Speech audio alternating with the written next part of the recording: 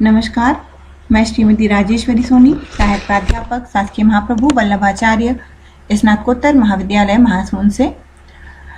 मैं लेखांकन पद्धतियाँ अकाउंटिंग मेथड जो एमकॉम 4th सेमेस्टर का 4th पेपर है ग्रुप डी का, उसके यूनिट 1 का लेक्चर लगातार अध्ययन के लिए अपलोड करते जा रही हूँ।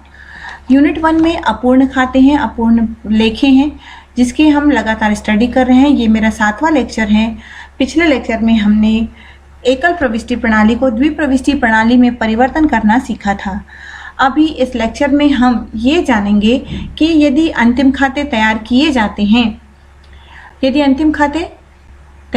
जाते हैं तो उसमें अगर कोई मद अज्ञात हो तो उसकी गणना कैसे किए जाते हैं। अंतिम खाते तैयार करने के लिए जो सूचनाएं होती हैं, उन सूचनाओं को कैसे एकत्रित किया जाता है ताकि हम अपना खाता तैयार कर सकें। तो आज हम स्टडी करेंगे अज्ञात मदों की गणना कर अंतिम खाते तैयार करना। Preparation of final accounts after the calculation of undisclosed in items. अपूर्ण खाते से अंतिम खाते तैयार करते समय कुछ न कुछ सूचनाएं जैसे कि देनदार, लेनदार, उधार क्रय, उधार विक्रय, प्राप्य पत्र, देवी पत्र, अंतिम स्कंद, प्रारंभिक स्कंद, ये सब आदि जानकारियां प्रत्यक्ष रूप से उपलब्ध नहीं हो पाती हैं। अतः इन अज्ञात राशियों की गणना निम्नानुसार की जाती है। एक एक करके इनकी गणना की जाती है। जैसे कि हम सबसे पहले देखेंगे कि देनदार और लेनदार की शेष या आधिक्य या उनसे संबंधित मदों की गणना किस प्रकार की जाती है। तो देनदार और लेनदार का खाता बनाकर हम ये गणना कर सकते हैं। हम सबसे पहले देखेंगे कि देनदार खाता या डेब्टर्स अकाउंट्स बनाकर हम क्या क्या गणना कर सकते हैं। तो जब हम देनदार खाता बनाएंगे, ये आपके सामने दिखाई दे रहा है। देनदार या अधवर्ण खाता या इसको हम डेब्टर्स अकाउंट कहेंगे। इसमें डेबिट साइड 4 कॉलम और क्रेडिट साइड 4 कॉलम, 4 4 8 कॉलम रहते हैं टोटल। तिथि, विवरण, जनरल पृष्ठांक, राशि और तिथि, विवरण, जनरल पृष्ठांक और राशि, इस तरह से 4 कॉलम हम बनाएंगे। डेबिट साइड, विकलन साइड हम नोट करेंगे। शेष नीचे लाया मतलब प्रारंभिक देनदार, उधार विक्रय खाता से, प्राप्य पत्र, अनादृत प्राप्य पत्र खाता से, प्रभारित व्यय से, और यदि कोई हस्तांतरण हो तो इसे डेबिट में लिखा जाता है। और देनदारों से जो प्राप्त राशि होती है उसे रोकड़ खाता को करके लिखते हैं क्रेडिट साइड। सबसे पहले लिखते हैं क्रेडिट साइड, देनदारों से प्राप्त राशि रोकड़ खाता को।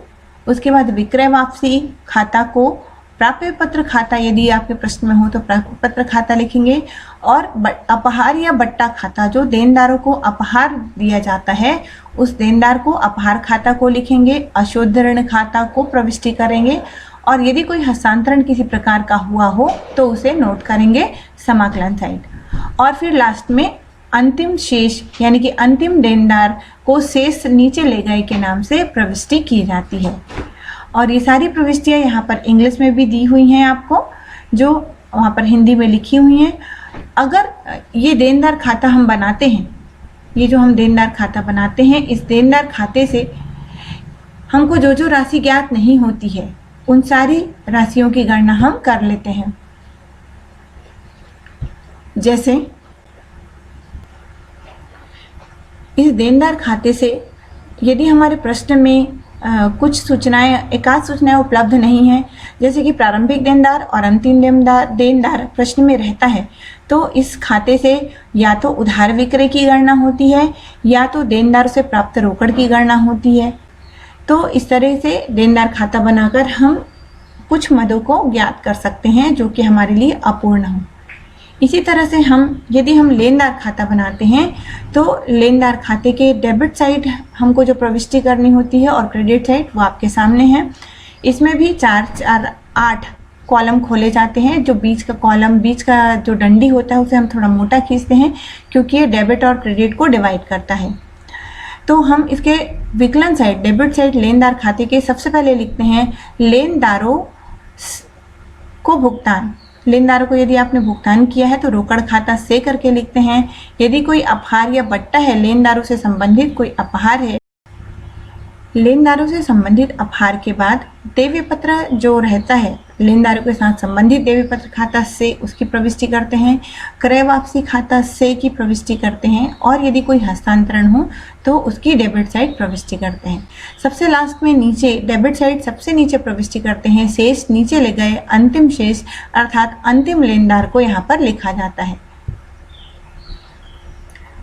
इसके पश्चात अगर हम देखें तो हमको क्रेडिट साइड, लेनदार खाते के क्रेडिट साइड सबसे पहले लिखना होता है शेष नीचे लाया, यानी कि बैलेंस BD, प्रारंभिक शेष कहते हैं जिसको हम प्रारंभिक शेष कहते हैं। प्रारंभिक लेनदार अर्थात हमको सबसे पहले क्या लिखना है, प्रारंभिक लेनदार लिखना है। उसके नीचे उधार क्रय खाता को लिखना है। उसके बाद देय पत्र खाता को, इधर अनादृत देय पत्र जो की अमाउंट रहती है उसे हम लिखते हैं अनादृत देय पत्र खाता को, और यदि उससे संबंधित कोई ब्याज हो और हस्तांतरण हो तो उसे लेनदार की खाते में प्रविष्टि करते हैं।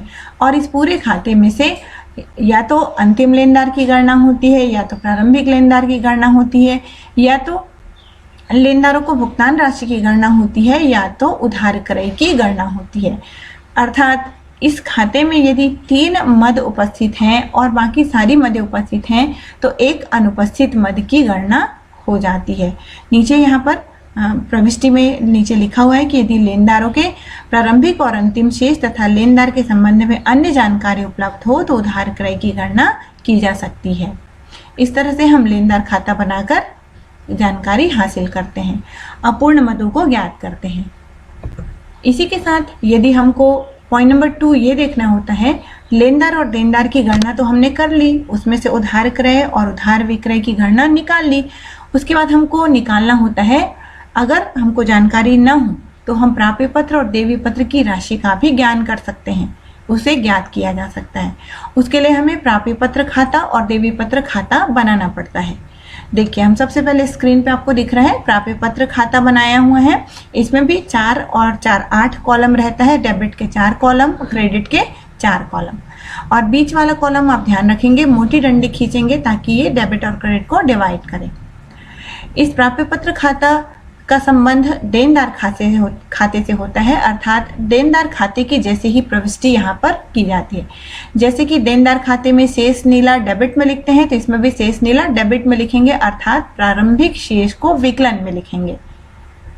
देनदार में भी प्रारंभिक शेष विकलन लिखते हैं और प्राप्य पत्र खाता में भी प्रारंभिक शेष विकलन अंतिम शेष समाकलन लिखते हैं। अर्थात प्रारंभिक प्राप्य पत्र खाता को सबसे पहले डेबिट में लिखेंगे और देनदार खाते से जो है उसकी प्रविष्टि करेंगे। देनदार खाता में जो प्राप्य पत्र की राशि है, नया जो प्राप्य पत्र है उसे हम देनदार खाता से के नाम से लिखते हैं, और इसके क्रेडिट साइड में सबसे पहले लिखते हैं रोकड़ खाता को, अर्थात प्राप्य पत्रों से जो हमको राशि प्राप्त होती है उसे हम रोकड़ खाता को करके लिखते हैं, और अनादृत प्राप्य पत्र की राशि को यहाँ पर प्रविष्टि की जाती है देनदार खाते को के नाम से।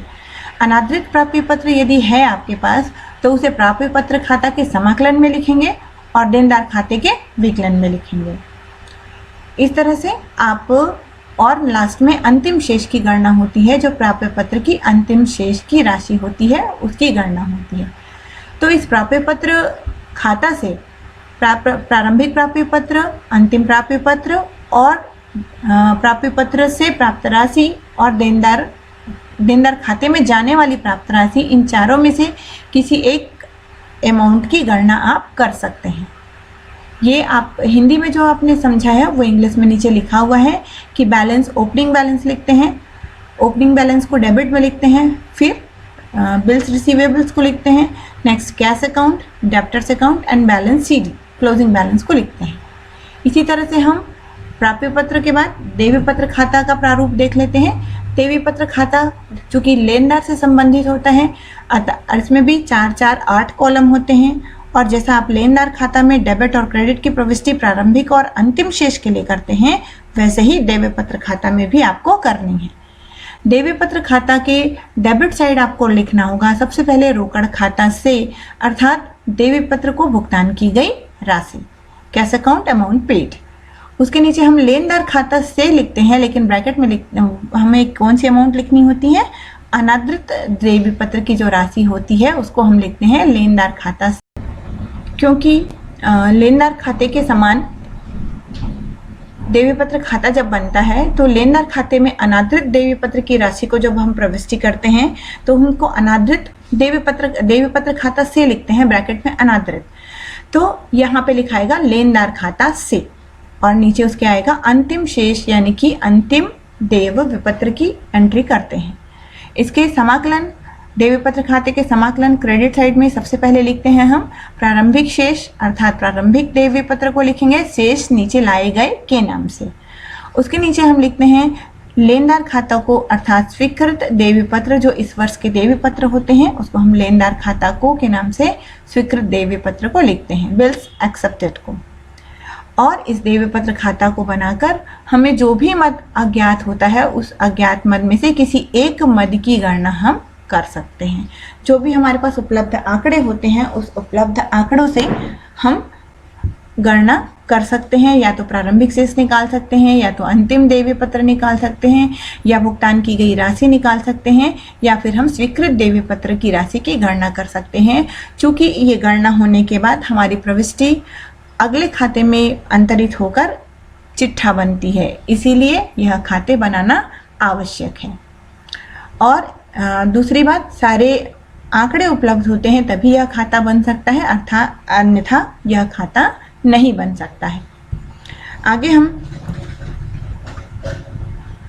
अगर हमारे पास प्रश्न में प्रारंभिक स्कंध या अंतिम स्कंध की गणना ना हो तब हम क्या करेंगे, तो हम पॉइंट नंबर 3 पर ये देखते हैं। पॉइंट नंबर 1 पर हमने क्या देखा था?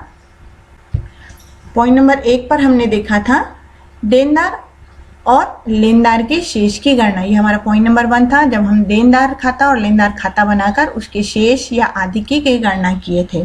और उसके पश्चात हमने सेकेंड पॉइंट पर क्या देखा था? प्राप्य पत्र और देवी पत्र की राशि की ज्ञात करना या फिर उनका खाता बनाना।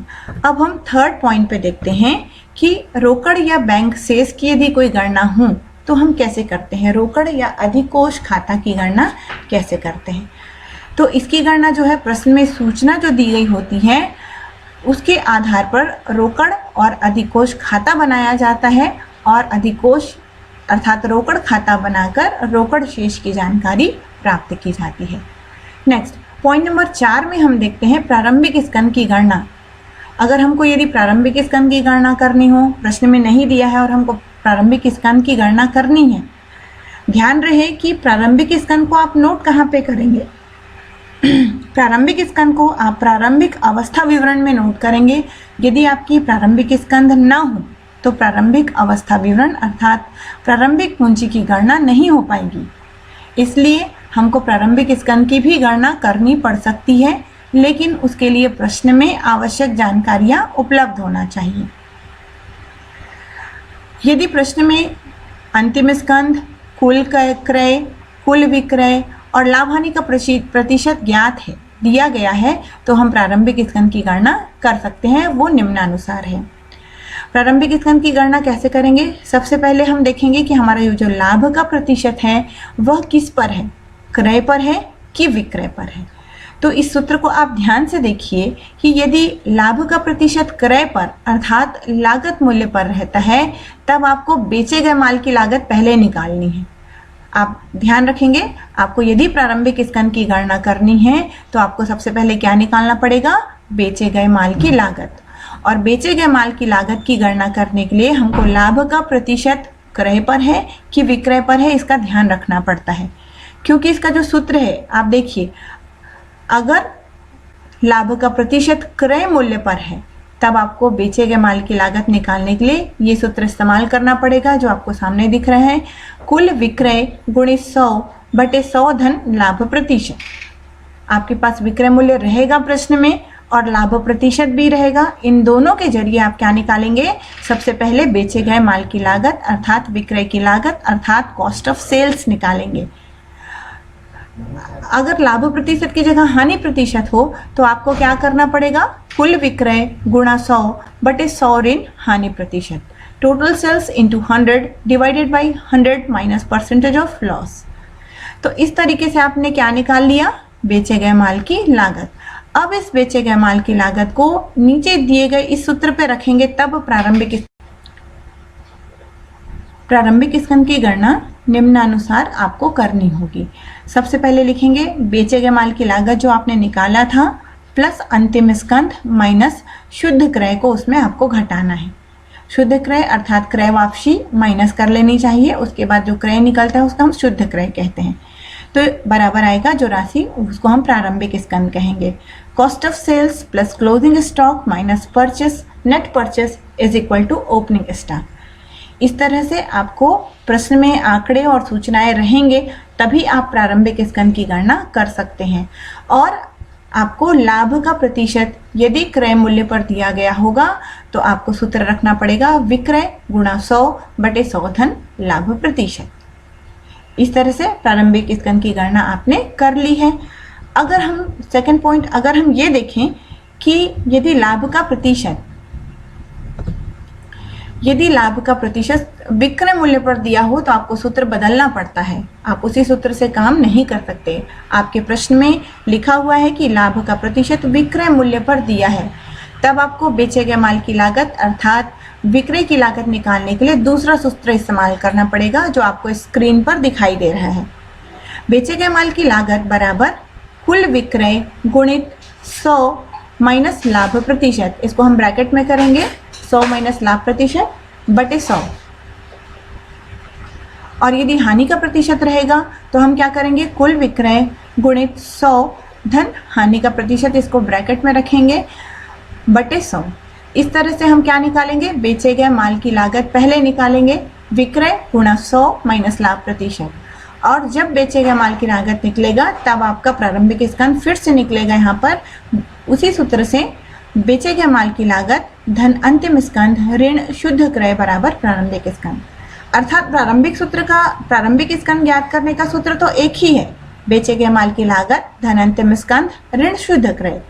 लेकिन यदि लाभ का प्रतिशत क्रय पर हो और विक्रय पर हो तब बेचे गए माल की लागत का सूत्र जो है वो बदल जाता है। जब विक्रय पर रहता है, लाभ का प्रतिशत विक्रय पर रहता है, तब इस सूत्र का इस्तेमाल करते हैं हम बेचे गए माल की लागत के लिए। और जब क्रय पर होता है, लाभ का प्रतिशत क्रय पर होता है, तब हम उसकी गणना इस प्रकार से करते हैं। ये सूत्र आपने देखा, ये है कुल विक्रय गुणा 100/100 धन लाभ प्रतिशत। ये कब इस्तेमाल करना है जब लाभ का प्रतिशत क्रय पर हो। ये आपको दिखाई दे रहा है स्क्रीन पर, ये जो सूत्र है ये क्रय पर। नेक्स्ट अभी हमने स्टडी किया कि बेचे गए माल की लागत विक्रय पर हो तो इस सूत्र का इस्तेमाल करेंगे विक्रय गुणित 100 माइनस लाभ प्रतिशत। अगर मान लीजिए अब आपको अंतिम स्कंद की गणना करनी है, अगर अंतिम स्कंद की गणना करनी है तो सूत्र आपको सिर्फ लास्ट आखिरी वाला सूत्र बदलना पड़ेगा। बेचे गए माल की लागत की गणना आप पूर्वानुसार ही करेंगे। अंतिम स्कंद की यदि गणना करनी है, यदि प्रश्न में अंतिम स्कंद का उल्लेख नहीं है तो जो हमने पिछला स्टडी किया उसके अनुसार से बेचे गए माल की लागत निकाल लेना है, लाभ का प्रतिशत क्रय पर हो या विक्रय पर हो। और गणना क्या करनी है विक्रय लागत अर्थात बेचे गए माल की लागत अर्थात कॉस्ट ऑफ गुड्स सोल्ड। और हम अंतिम स्कंद के लिए सूत्र को बदल देते हैं। इस सूत्र में वही सूत्र है, उसको पक्षांतर से बदल सकते हैं या फिर इस सूत्र को देखिए आप, प्रारंभिक स्कंद धन क्रय माइनस बेचे गए माल की लागत करेंगे तो अंतिम स्कंद की गणना हो जाती है। और इस अंतिम स्कंद को हम अंतिम अवस्था विवरण या चिट्ठे पर लिखते हैं, इसलिए इस अंतिम स्कंद की गणना आवश्यक है। सूत्र एक बार फिर से याद करें आप, प्रारंभिक स्कंद धन क्रय माइनस बेचे गए माल की लागत बराबर अंतिम स्कंद की गणना होती है। Opening stock plus purchase minus cost of sales is equal to closing stock. इस तरीके से आप क्या करेंगे प्रारंभिक स्कंद और अंतिम स्कंद की गणना करेंगे। और यदि प्रश्न में अज्ञात मद हैं तो इन अज्ञात मदों को इसी प्रकार से गणना की जाती है। अब हम ये देखते हैं कि इस पर जो प्रश्न आता है आपको उस प्रश्न को हल कैसे किया जाएगा। एक छोटा सा प्रश्न मैंने लिया है, इसमें प्रश्न क्रमांक जो क दिख रहा है इसमें आपको प्रारंभिक स्कंद की गणना करनी है।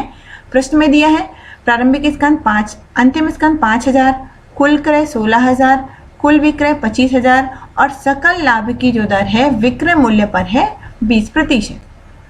तो इसको आपने इस तरीके से सूत्र लगाया। देखिए सबसे पहले निकालेंगे बेचे गए माल की लागत कॉस्ट ऑफ सेल्स, विक्रय गुणा 100 ऋण लाभ प्रतिशत बटे 100। बेचे गए माल की लागत आई 20,000, 25,000 विक्रय गुणित 100 माइनस 20/100, तो आपका बेचे गए माल की लागत आया 20,000। और ओपनिंग स्टॉक की सूत्र हमने देखा, बेचे गए माल की लागत धन अंतिम स्कंद, जो कि प्रश्न में यहाँ पर दिया हुआ है अंतिम स्कंद 5,000, उस 5,000 को हम यहाँ पे पुट करेंगे। बेचे गए माल की लागत धन अंतिम स्कंद माइनस क्रय करेंगे, तो ये जो 9,000 आया वो प्रारंभिक स्कंद है।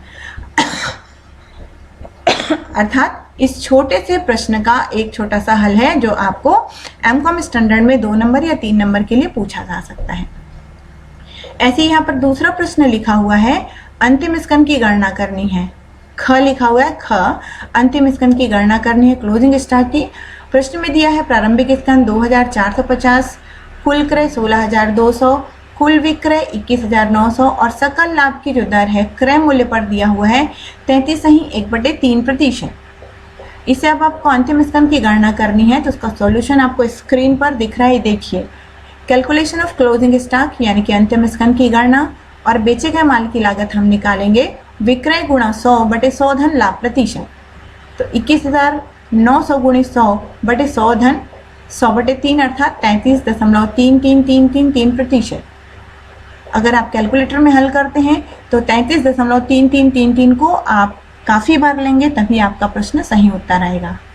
तो इस तरह से आपने इसको हल किया तो कॉस्ट ऑफ सेल्स कितना निकला, 16,425। इस 16,425 को जो अंतिम स्कंद का सूत्र है, अंतिम स्कंद बराबर प्रारंभिक स्कंद धन क्रय माइनस बेचे गए माल की लागत, इस पर आपने मान रखा। प्रारंभिक स्कंद प्रश्न में आपको दिया हुआ था 2450 प्लस 16,200 का क्रय और माइनस 16,425 जो कि अंतिम स्कंद है। कॉस्ट ऑफ सेल्स जो आपने अभी निकाला 16,425, इसको घटाएंगे तब अंतिम स्कंद की गणना होगी 2,225 रुपये। इस तरह से छोटे से प्रश्न के जरिए आप अंतिम स्कंद की गणना कर सकते हैं। ये आप सबसे पहले बेचे गए माल की लागत निकालें, फिर आपने क्लोजिंग स्टॉक की सूत्र लगा के आपने इसको हल किए हैं। तो एमकॉम स्टैंडर्ड में ये प्रश्न पूछे जा सकते हैं 2 या 3 नंबर के लिए, तो आप इसका अध्ययन अवश्य करेंगे। Okay, thank you.